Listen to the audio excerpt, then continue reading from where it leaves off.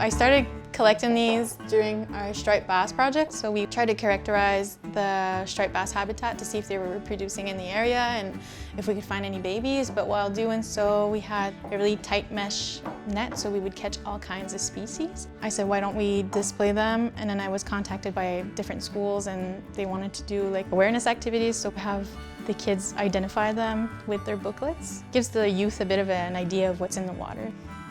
The kids are usually really good, like they're like, oh yeah, but the adults are like, ew, like what is that?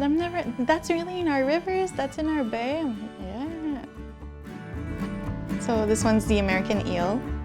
We've been working on a project for the last 3 years on reconnecting its habitat because the population has gone down like 95% since 1995. They're not the cutest thing, but they're really important culturally, so that's my favorite one. I like talking about that one.